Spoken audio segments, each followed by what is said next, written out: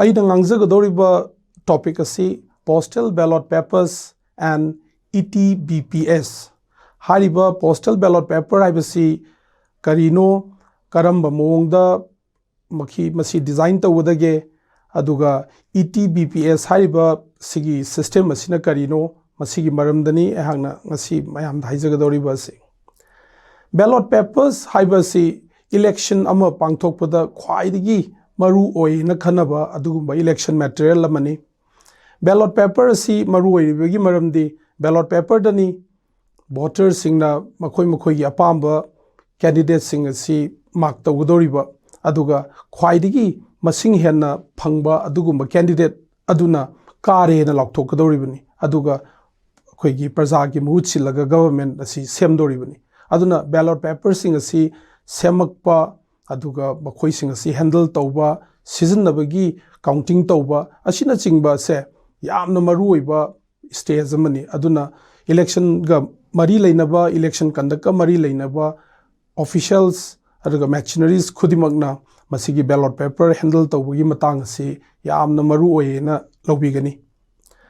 ballot papers haibasi akoina makhalani thokna khaidoksi amana polling station da puraga electronic voting machine da haibadi ballot unit da hapaga mayam da display tawriba adugumba ballot papers makhalama aduga masida polling station sing adu da pudoriba standard ballot papers oina sinnagadoriba sigi kanghu asisu makhoi design amatani form amatani aduga atopa makhalamana polling station du da laga vote thadaba ngamoidaba kanghuna sizinnagadaba adugumba postal ballot papers masi karamba voters sing da masigi kanaba masigi sizinaba yabagi facility pi ki haibada hak mathang manau naida sum haijarake ahadbada service voters except CVC service voters hairaga ikoina government of India gi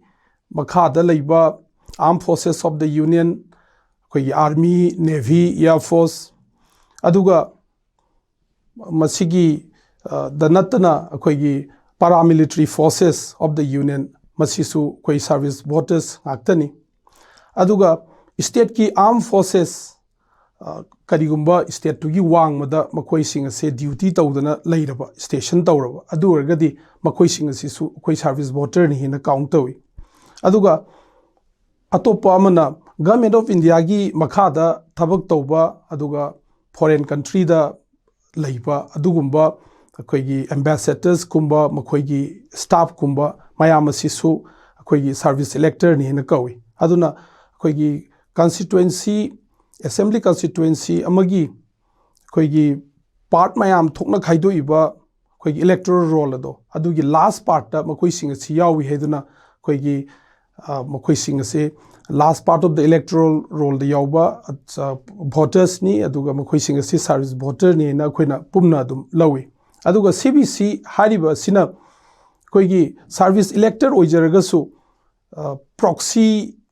voting da ma option lauraga haibadi mahakna magi electoral roll da yauriba adugumba magi constituency adu da part adu da leiba chahitara ni pangi mathakta leiba adugumba mioi amada magi voting gi right sina thokraga mangonda magi polling station du chatlaga vote thadaba yabagi adugumba option amasu lei aduna si voting by proxy kawi ado asigumba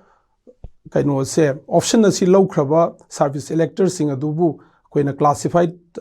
service voters kawi aduna makoi sing adusu makoi sing adu yaudana koigi service electors khudimak haibdi service voters khudimak se postal ballot enjoy tawbi yai mathangi group na koina special voters asi president of India na koigi election commission tanaraga RP Act representation of people act 1950 gi section 20 gi makhada special voter ni na laukthokpa adugumba voters sing ado makoi sing adubuni aduga hariba mathakta panjakhriba koigi makhal voter makhal ani sigi koigi nupi sing asisu si postal ballot ki facility asi sinaba yai ada matang asida koina khitang explain tawba darkar leiba mana koina koigi service elector ꯑꯗꯨꯅ ꯀꯔꯤꯒꯨꯝꯕ ꯅꯨꯄꯤ ꯑꯣꯏꯔꯝꯃꯕ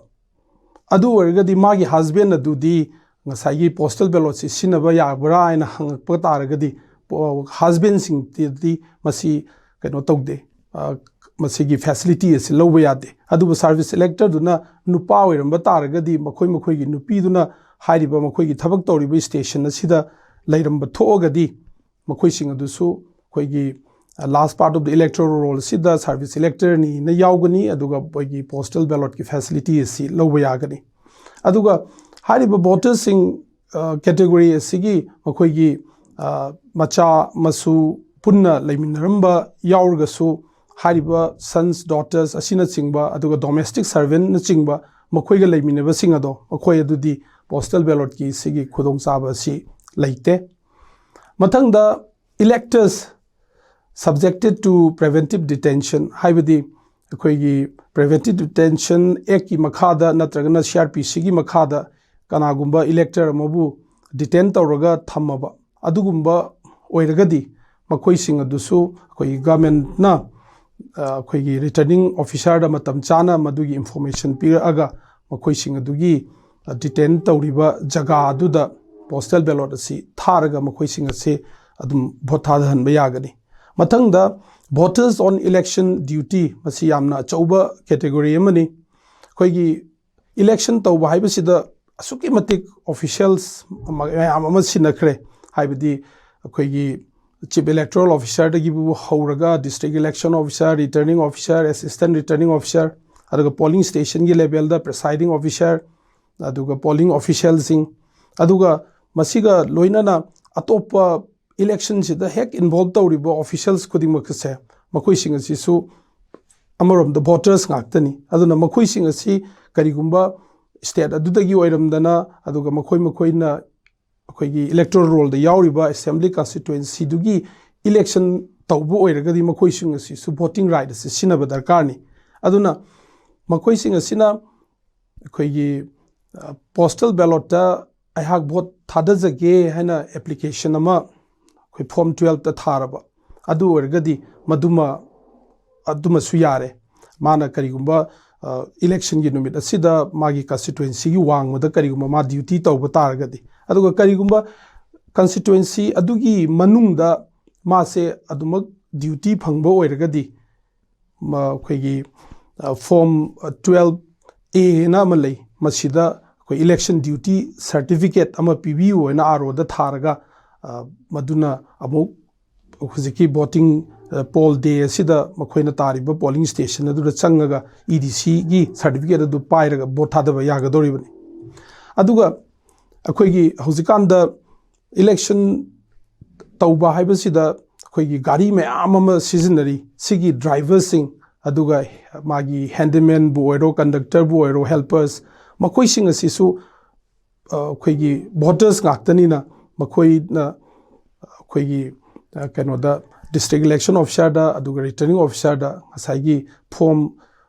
kano asi 12 asi pishal laga akhoi su postal ballot paper PBU akhoi voting right exercise tawjage da hairaga adumaina makhoi sing asi su postal ballot facility asi phangba yai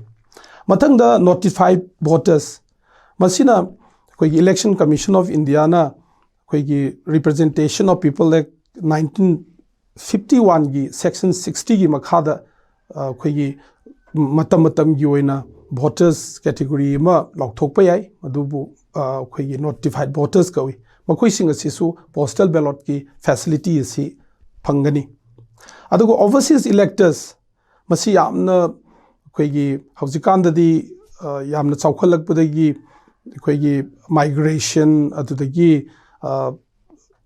akhoi maramda nattabada mapalamda akhoi thabak tawduna khotana mayam ama leire aduna si overseas electors haibasi akhoi non resident Indians NRIs kanguduni makhoi sing asi akhoi marai pak thaduoga makhoi employment gi maram na bu oiro natraga education gi maram na bu oiro mapalamda laikhraba aduga atopa country amatagi citizenship su lawdriba aduga makhoi sing asi akhoi India da ꯑꯩꯈꯣꯏꯒꯤ electoral ꯔꯣꯜꯗ ꯃꯥꯒꯤ passport ꯑꯗꯨꯗ ꯄꯤꯔꯤꯕ address ꯑꯗꯨꯗ ꯃꯤꯡ ꯆꯟꯕ ꯌꯥꯕꯒꯤ ꯀꯩꯅꯣꯗ ꯑꯀꯥꯏꯕ ꯀꯩꯁꯨ ꯂꯩꯇ꯭ꯔꯕ इलेक्टर कई इनएलिजिबिलिटी लेट्रब ओवरसीज इलेक्टर्सने ट्रीट तौई पोस्टल बैलट की फैसिलिटी सिजनब याई मथंग एब्सेंटी वोटर्स है ग्रुप लेरी कोविड-19 पैंडमिक येंगा सैथेंग इलेक्शन तौदब यादब कोविड की सिगुंबा लेरिबा खुदोंग चादब मयाम सिसु सखंगदब यादबनिना सिदा कोना अखोगी सेमकपा दुगुंबा हापसलकपा कैटेगरी अमनी मकोइसिंग असि अखोगी एब्सेंटी वोटर्स कौरिबगी मरमदी पोलिंग स्टेशन दुदा चटलगा भोट थादब ngамमोय हाइबदगी अखोइना अखोगी सिगी ग्रुप ता याउरिबसी सही 80+ ओइरबा सीनियर सिटीजन्स कांगु अदुगा पोलिंग स्टेशन दु ताना चटपदा प्रॉब्लम लेगदबा कोई पर्सन्स विथ डिसेबिलिटीज अदुगा कोविड-19 नारेना कन्फर्म तौरबा मासी युमदबु ओइरो नत्रगना हॉस्पिटल ओइरो क्वारंटाइन लेरिबा नत्रगना अखोइगी नारंबा यायना सस्पेक्ट तौजरिबा हारिबा कैटेगरी सिंग से मकोइ सिंग सि अखोइगी पोस्टल बैलट पेपर पीबीयू हाइना मतम चाना अखोइगी कनोदा आरोदा अदुगुंबा एप्लीकेशन सिंग अदु यौहल्लगा मकोइसिंग असिदसु पोस्टल बैलट पेपर्स असि पीबी याई अदुगा करम मोंगदा पीगदगे करम मोंगदा लौसनगदगे हाइबगी मतांग अदुदी हाक मखादा मुक हाइजरके पोस्टल बैलट पेपर्स की करम मोंगदा डिजाइन तौनी करम मोंगदा मासी क्याम चावगदबनो पाकदबनो अदुगा करी कलर दा लेगदबनो हाइबदिगी हाइबसिगी मतांग सिदा मुक हाइजरके अखोइगी पोस्टल बैलट अखोइना अमुकसु मखल अनि थोंना मुक खाइदोक याई अमना सर्विस इलेक्टर्स पीगदब मखोइदा सिनगदब पोस्टल बैलट मखल अमा मथंगदना अतोप लेमहौरिबा ग्रुप इंटाइटल तौरिबा ग्रुप सिंग अदुना सिनगदब अदुगुंबा पोस्टल बैलट की मखल अमा हारिबा मखल अनि असि चावबा पाकपा सांगबा नोइना मानै अखोइगी parliamentary election white colour white paper नमगनी असेंबली इलेक्शन पिंक पेपर नमगनी फोटोग्राफ की size 2 centimetre 2 centimetre into 2.5 centimetre होगदबनी काउंटर फॉइल बॉडी अनी थोंना खाइदोकनी मागी कलम की पाकप 4 सेंटीमीटर टू 6 सेंटीमीटर ओइबा असी ओइगनी अदुगा साइगी काउंटर फॉइल की मथक्तसु अदुगा कैनोदसु बॉडी दसु करंब मखलगी इलेक्शन नो करंब मखलगी असेंबली कॉन्स्टिट्यूएंसी ओइगदबनो मदुसु ताकनी अदुगा पोस्टल बैलट पेपर है वाहिसिमसु इगनी अदुगा ngसाइगी पोस्टल बैलट की बॉडी असिदा सर्विस इलेक्टर की मतंगदना कैंडिडेट की ममिंग अदुगा मागी पार्टी करंब पार्टी न कनो तौबनो थागलकपनो हारिबसे अखोगी official language of the state हाइबदी अखोगी स्टेट तदी मणिपुरी तारे अदुगा इंग्लिश अनि असिदा नमगनी अदुगा कैंडिडेट टुगी फोटोग्राफ सु हारिबा कनो सिदा बैलट पेपर सिदा यावी अदुगा अतोपा कनो सिंगदा postal ballot paper for other categories हाइबा तारे मसीदना ngसाइगी खेनरीबा से कैंडिडेट की मागी पार्टी की ममिंग दो अदुगी महुत्ता सिंबल लोइना पार्टी दुगी मागी कैंडिडेट दुगी सिंबल लोइना अखोइना हापी अदुना खेनरीबा से मसीगी जगह असि खक्तनी अखोइना सैंपल अखोइगी पोस्टल बैलट पेपर सिंग असि अखोइ सिदा उहंजरी सिनी अखोइगी ओइ थंगबदा लैरिबा सिना सर्विस इलेक्टर गिनी हुजिक अहांगना पंजखरिबा ngसाइगी पिंक पेपर दनी सी असेंबली की ओइना नमीबा अखोइगी पोस्टल बैलट पेपर्स नि सिदा ओइगी सिना सर्विस इलेक्टर गिनी मथंगी सिना अतोपा कैटेगरी सिंगिनी अदुगा अतोपा white paper the लैरिबा Cina अखोइगी ngसाइगी ETBPS हाइना I cone explain तौजग तौरिबा सिगी कनो से सिगी सिस्टम असिना generate tawrukpa adugumba keno ballot paper oirkadabado postal ballot paper masigi service elector sing khaktada phangadaba adugumba keno ni ballot paper ni sigi kona amuk haijarake aduga haujiki oinadi akoina ETBPS si tholakpadagidi service elector gi ballot paper si akoi namdrasu yare aduna keno dang other categories ki postal ballot paper se sidamak aro singna nambiba darkar lay aduga ama ETBPS ki asidadi akoina aro singna akoi certain data haiba tare asagi contesting candidates sing dugi particular election dugi particular aduga magi office ki particular asina chingba sing adudang system da hapsan biraga hairiba keno se ballot postal ballot akoina yetta pizariba white paper leiriba se computer na asagi system aduna dum generate tawraga oijarakadaba adugumba ballot paper ni postal ballot papers for persons on election duty masi ngasai mathakta jo haijakriba postal ballot oina magi tha voting right sisinabasu yai natragana EDC pamagadi EDC oina lauraga magi polling station du chatlaga dum vote thadabasu yai masigi damakta akoina akoigi district election officer mahakna akoigi polling personnel sing asi appoint tawagi mangonda magi power lay aduga SP singna superintendent of police sing sina makoigi police personnel singi deployment gi plan asi paibani aduna masagi DO nasu aduga SP nasu nodal officer tongan hapigani aduga masagi persons on election duty si kana bu oidoino hariba sigi matang sida akoigi election aduda hek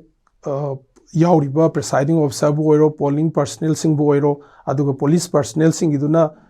SP gi site gi akoigi tongan ba database thambiraga makoi sing sida akoigi form 12 tana kenogi postal ballot si noi lawningbra sigi facility enjoy tawningbra aduga form 12A sidana noi EDC oina apply tawningbra haiba sina chingba si makoigi training center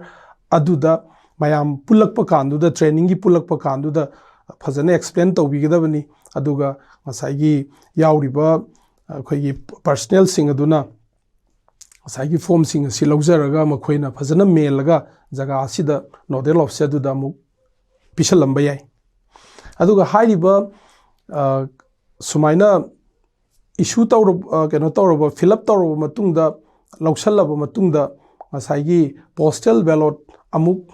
piba aduga postal ballot to khoigi lausallaga amuk khoigi ARO na masaigi ARO da amuk sinagadoribani aduna masaigi sigi matang siguma numitta khoigi postal balloting asi tawgni haina lausangani haiba siguma matam aduga pungado fazana political parties sing da su kanona ARO na takpi hogodabani aduga hariba postal balloting tawbagi matang ase khoidi videography fazana nambi hogodabani aduga hariba nongma dugi oina khoigi postal balloting tawriba sigi matang ase khoigi format 2 na amalai masi facilitation center dugi officer in charge na DEO da report pigani DEO na amuk district tugi compile tawbiraga CEO da pigani aduga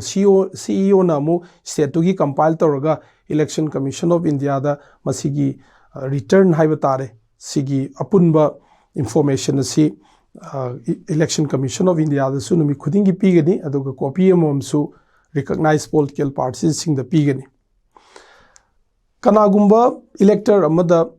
postal ballot si issue tawkiba leiragadi hariba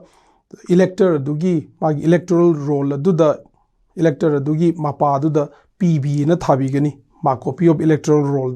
adu orgadi hariba pot asi electoral roll asi polling station da puba kanda PB na tharamba taragadi kanagumba mana hariba elector aduni na polling station da changa ga vote hadage hebda yaroi doini maramdi mangondadi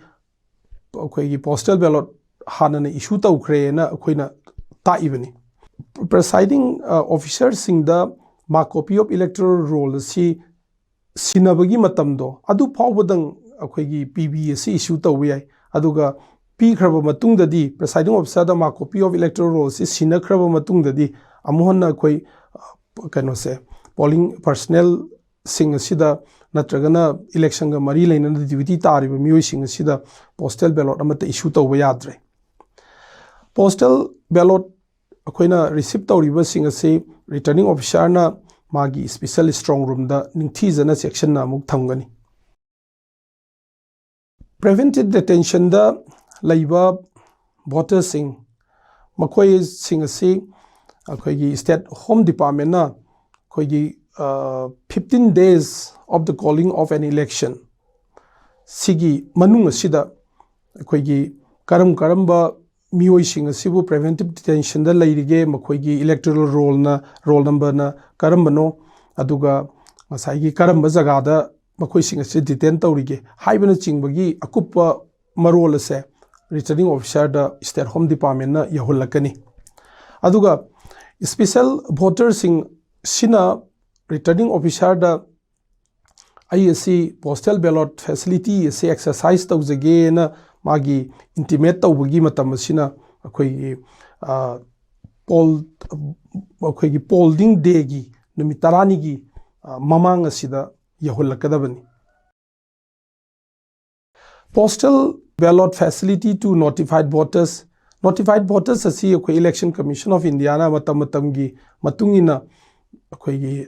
class of voters अमबु सी notified voters ने लाउथोरकदबनी सी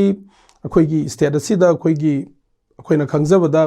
ममांगी state assembly election 2012 Lok Sabha election 2014 अदुगा state assembly election 2017 दा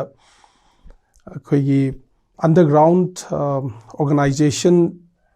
suspension of operation नत्रगना memorandum of understanding की मखादा लैबा अदुगुंबा अंडरग्राउंड कैडर्स सिंग असे अखोइगी नोटिफाइड वोटर्स ने इलेक्शन कमीशन ऑफ इंडिया ना लाउथोकपगा लोइनना मखोइना लैरिबा डिजिग्नेटेड कैंप सिंग अदो पोलिंग बूथ ओइना ट्रीट तौरगा अखोइगी पोस्टल बैलॉट फैसिलिटेशन सेंटर्स ओइना सिजनखी अदुगा हाइरिबा कैडर्स सिंग असी करंबा कैंप दा लैबनो मसिंग न क्यानो करंबा ग्रुप की मियोई सिंगनो सिना चिंगबा डिटेल सिंग असिदी अखोइ स्टेट होम डिपार्टमेंट ना मखोइना पिरई अदुगा हारिबा डिटेल सिंग असे पिरकपगा रिटर्निंग ऑफिसर ना इलेक्टोरल रोल दा मखोइ सिंग असी करंबा कंस्टिट्युएंसी की करंबा कनोदा पोलिंग स्टेशन दा भोट थादबा कांगहुनो इलेक्टोरल रोल दा माय सीरियल नंबर क्या दा यावनो असिना चिंगबगी मैपिंग असे मखोइना तवी अदुगा साइगी मागी चानरीबा लैरिबा जगह अदुदा अखोइगी नोडल ऑफिसर सिंग हापी अदुगा डेस्क ऑफिसर सिंग असु हापी अदुगा जगह डिजिग्नेटेड कैंप सिंग अममंगी ओइना एआरओ अममसु हापी हौजिक अखोइना चौराकना अखोइगी प्रिलिमिनरी इंफॉर्मेशन अमा हाइबा तारे मसिदा स्टेट असिगी ओइना 2181 कैडर्स लई सू अमदी MOU की मखादा कनो तौरगा डिजिग्नेटेड कैंप्सिंग असिदा लैबसे 14 डिजिग्नेटेड कैंप्स नि अदुगा हारिबसी डिस्ट्रिक्ट मरी चुरचामपुर फरजोल कांगपोकपी अमदी टेंगनोपल डिस्ट्रिक्ट सिंग द लैबा कैंप्सिंग द लैबनी हंदकी लाइब इलेक्शन असिदसु मखोई असिदसु पोस्टल बैलॉट की फैसिलिटी असे पीरगा मखोईगी राइट टू फ्रेंचाइज से सिनबा यानबगी प्रपोजल अखोईगी स्टेट इलेक्शन डिपार्टमेंट ना सोयदमकी थुना इलेक्शन कमीशन ऑफ इंडिया दा थारगनी postal ballot facility to absentee voters असा हाइजखिबा सीनियर सिटीजन 80 years की अबब लैबा कांगू अदुगा persons with disabilities COVID-19 suspect or affected persons हारिबसिंग असिसु पोस्टल बैलॉट फैसिलिटी सिनगदबनी हैना पी मखोयदा फैसिलिटी पीगदबनी हैना गाइडलाइंस याम कुपथना लाकपसी इलेक्शन कमीशन ना कोईगी 2 February 2021 दा लाखिबा इंस्ट्रक्शन अमदा यावी मसिदा ꯑꯩꯈꯣꯏꯒꯤ ROꯗ ꯐꯣꯔꯝ 12D ꯍꯥꯏꯔꯤꯕ ꯐꯣꯔꯝ ꯑꯁꯤꯗ ꯑꯩꯈꯣꯏꯒꯤ election announce tꯧꯈꯤꯕꯁꯦ and from the date of announcement of the election to 5 days following the date of notification of the election hariba period adum khara sangmu matamni koigi election taurani na lakthokpa numit model code of conduct chatnaba numit asidagi hauraga koigi election amagi taurani nomination file tauba haurani na notice ama aro na thokpagi matangdo adugi numit tugi sigi 5 days leiba phawdo matung taba adubawgi hariba period manungsida aroda makoigi application asi yohongadabani aduga application sing adu pisanba kanda asagi covid naramagana covid nabagi certificate natragana magi quarantine da lainabagi magi home quarantine bu oiro natragana institutional quarantine bu oiro sigi health authority na piba instruction certificate adu darkar lay aduga kanogi persons with disability or gana disability certificate adu enclose to wirakadabani aduga ngasai hariba absentee voters sing asidi chume masa nadi aroda laaga pibadi ngamaroidabani hariba form sing ase pisan basu lawbasu aduna arogi maikaidagi masigi form sing ase koigi boot level officers haina koigi polling station gi part sigi oina BLO amam leibani aduna hariba polling station dugi BLO se mahakna kano se form 12D se pairaga hariba saigi magi jaga sida mana koliba jaga sida sigi absentee voters sing si kana prospective oige haiba simana yengaga ngasai form sing si issue tawgani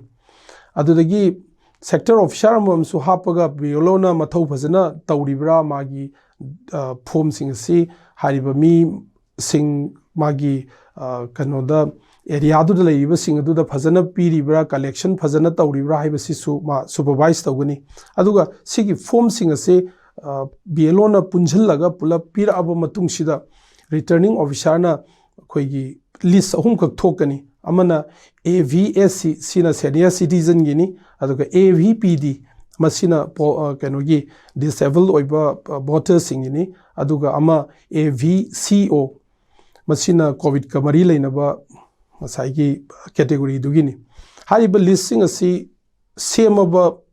matung asida akoigi political parties sing tasu magi candidate kanu sing se makoina sigi absentee voters sing asida postal ballot issue tauba collection tauba sigi matang sigi arrangement amasu lay returning officers sing na list au category ahum thokna akhoi yawba list ama semgani AVSC AVPD aduga AVCO haidi ahanbagi asina akhoi senior citizens ni mathangi sina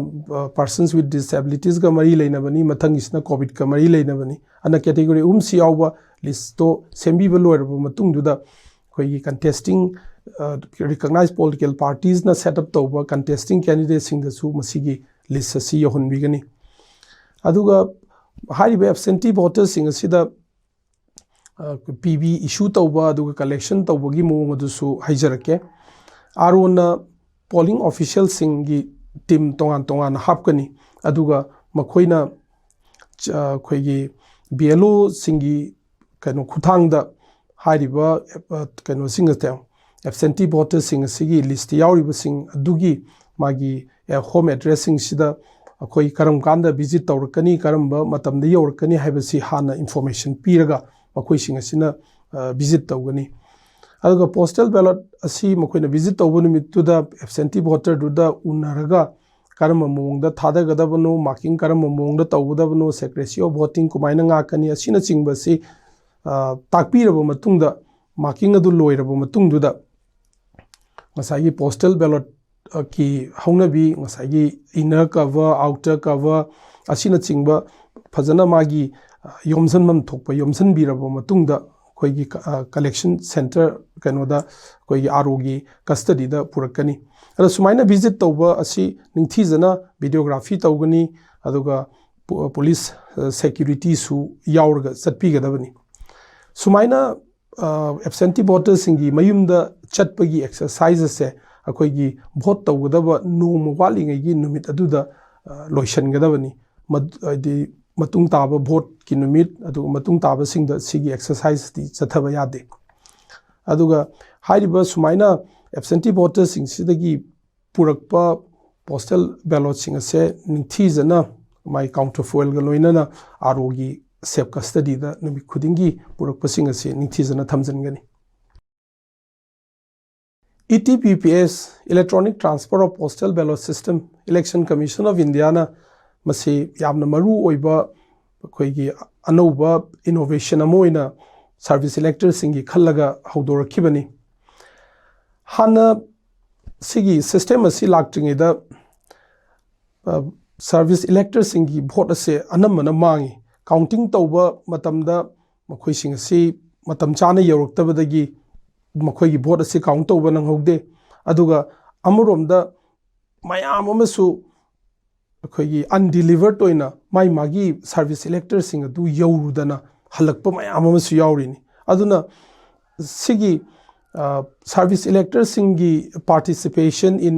electoral process ꯑꯁꯤ ꯌꯥꯝꯅ ꯅꯦꯒ꯭ꯂꯤꯖꯤꯕꯜ ꯑꯣꯏꯈꯤ ꯑꯗꯨꯕꯨ ꯁꯤꯒꯤ ETPPS ꯍꯥꯏꯔꯤꯕ system ꯑꯁꯤ ꯂꯥꯛꯄꯗꯒꯤ ꯍꯧꯖꯤꯛꯇꯤ ꯀꯌꯥꯝ ꯀꯥꯟꯅꯈ꯭ꯔꯒꯦ ꯍꯥꯏꯕꯗ ꯔꯤꯇꯔꯅꯤꯡ ꯑꯣꯐꯤꯁꯔꯅ ꯉꯁꯥꯏꯒꯤ 24 ꯑꯥꯋꯔꯁꯀꯤ ꯃꯅꯨꯡꯗ ꯀꯩꯅꯣꯗ ꯁꯥꯔꯚꯤꯁ ꯏꯂꯦꯛꯇꯔꯁꯤꯡ ꯑꯗꯨꯗ ꯌꯧꯍꯟꯕ ꯉꯝꯃꯦ ꯄꯣꯁꯇꯦꯜ ꯕꯦꯂꯣꯠ ꯑꯁꯦ ꯀꯔꯤ ꯑꯣꯏꯅ ꯑꯩꯈꯣꯏꯒꯤ ꯏꯂꯦꯛꯇ꯭ꯔꯣꯅꯤꯛ ꯇ꯭ꯔꯥꯟꯁꯐꯔ ꯑꯣꯏꯅ ꯃꯁꯤꯗ ꯑꯩꯈꯣꯏꯒꯤ